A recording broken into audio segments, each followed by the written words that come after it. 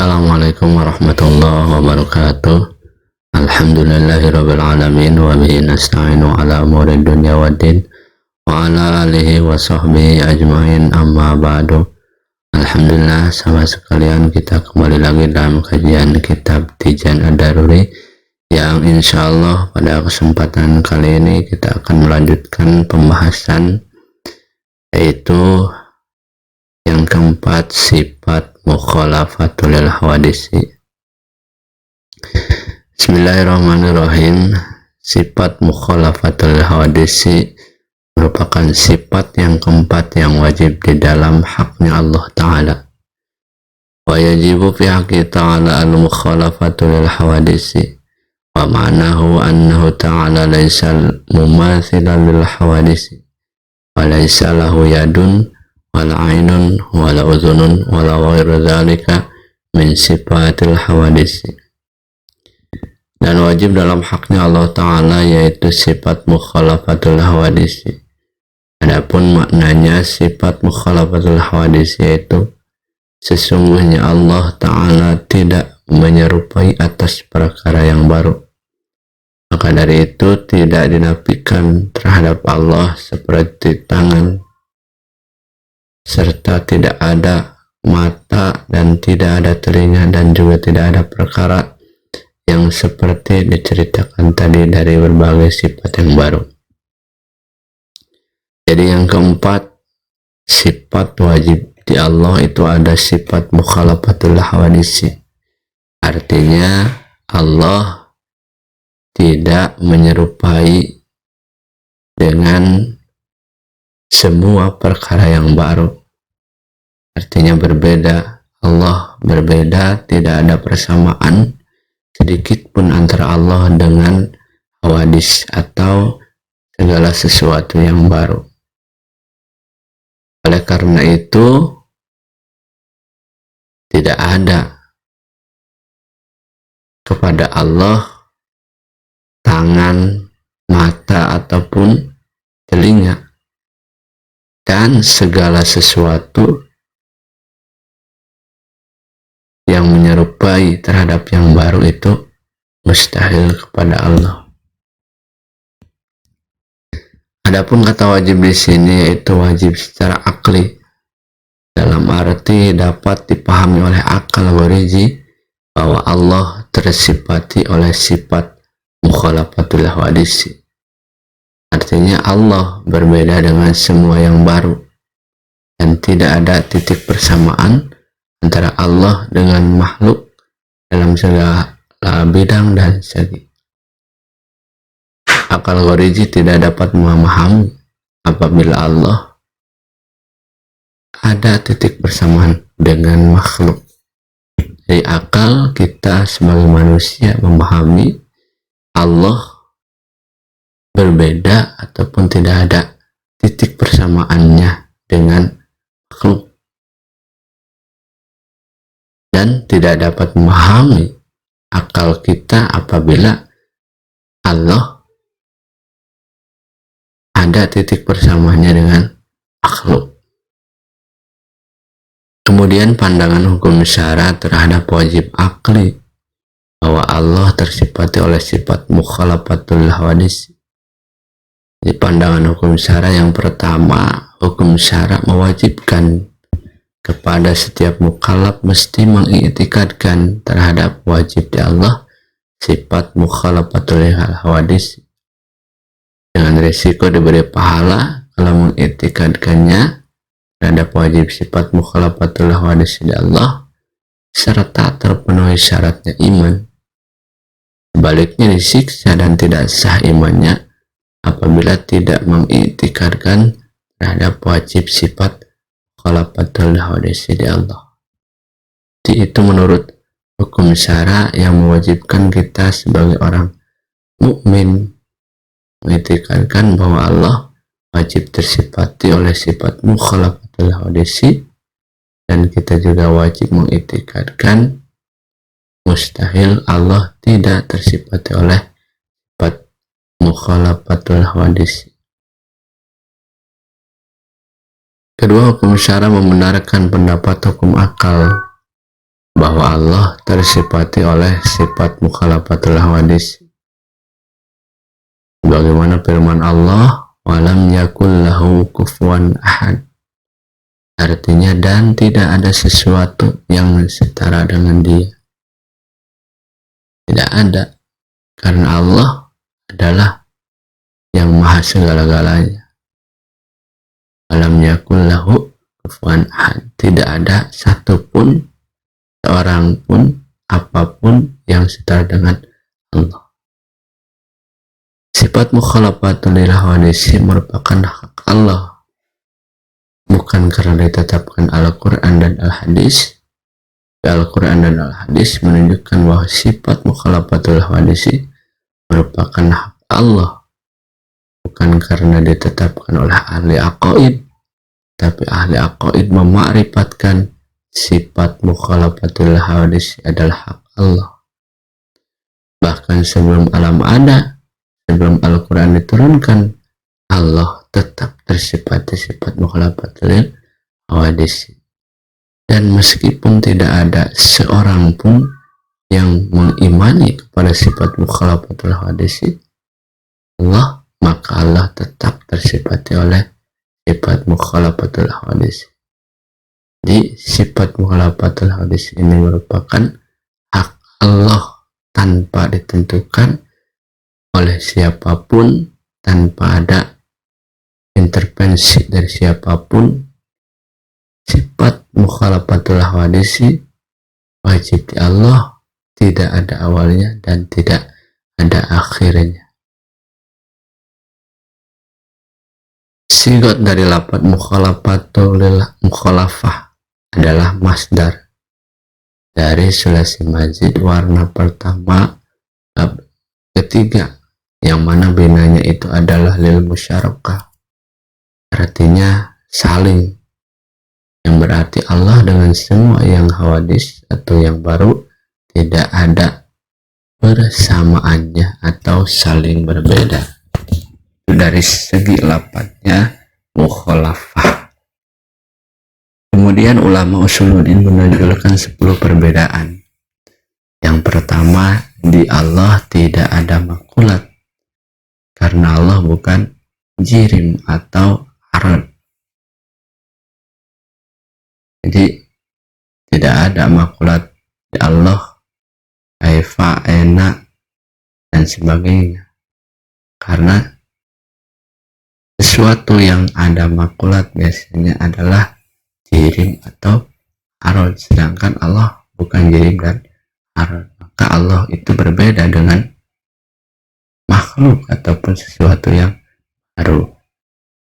Yang kedua, Allah tidak bisa diperkirakan. Tidak bisa. Kalau kita bisa memperkirakan makhluk dengan makhluk yang lainnya, ada bentuknya seperti apa, itu makhluk. Tetapi kepada Allah tidak bisa diperkirakan seperti apa, bagaimana Allah itu, tidak bisa. Karena Allah berbeda dengan makhluk, mukhalafatul hawadis. Yang ketiga, Allah tidak menerima pembagian. Tidak menerima pembagian. Kalau di makhluk bisa kita bagi, misalkan manusia terdiri tangan, kaki, badan yang lainnya, itu adalah di makhluk menerima pembagian. Tetapi kalau di Allah tidak seperti itu, artinya tidak menerima pembagian. Yang keempat, Allah tidak berdiam dan tidak didiami jirim. Artinya Allah tidak berdiam, tidak tinggal. Manusia tinggal di dalam rumah, manusia tinggal di suatu daerah. Allah tidak seperti itu. Dan juga tidak didiami jirim.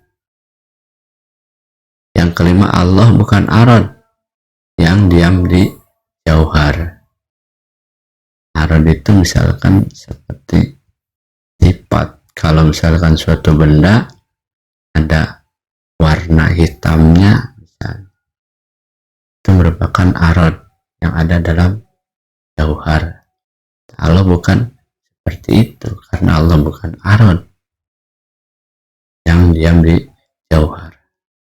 Yang keenam adalah Allah tidak diliputi angkasa luar. Jadi di luar angkasa itu bukan tempat adanya Allah yang diliputi di angkasa luar.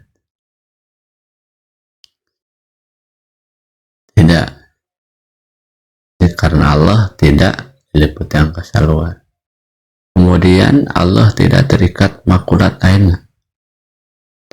Makulat aina itu artinya di mana, di mana tidak terikat antara di depan, di belakang, di atas, di bawah. Itu tidak ada makulat aina seperti itu kepada Allah.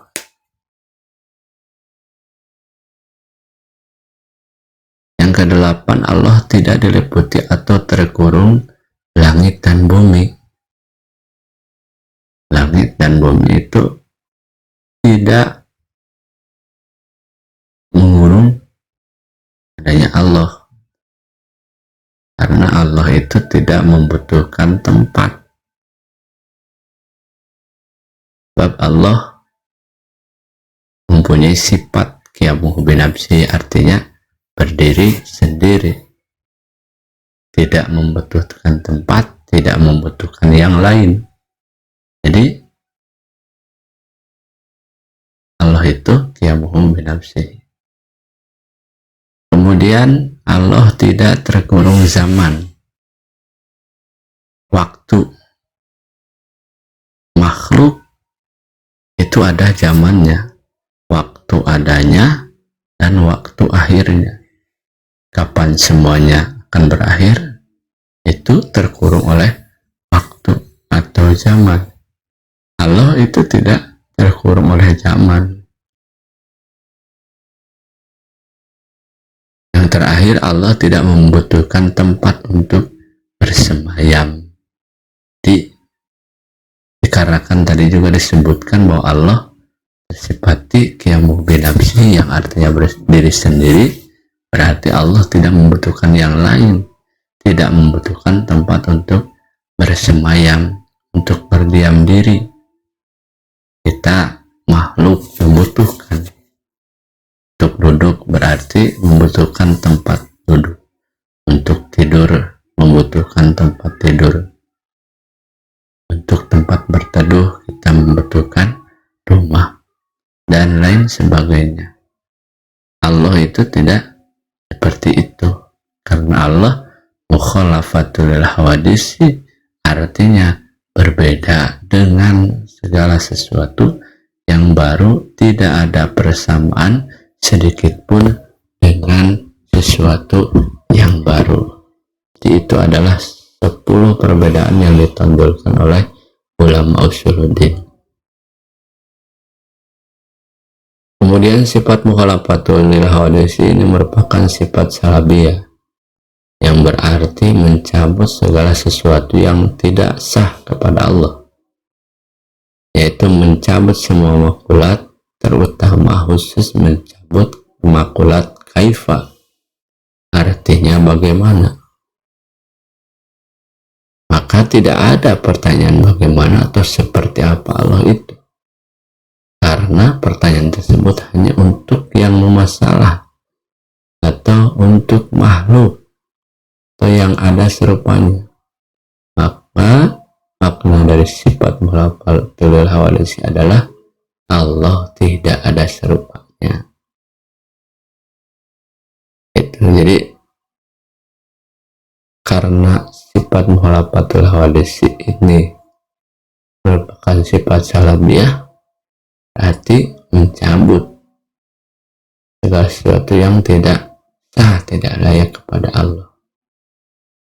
Dicabut makulat kaifa, tidak bisa Allah itu seperti apa, bagaimana bentuknya, bagaimana tangannya, bagaimana kakinya, itu tidak bisa perkirakan tadi juga.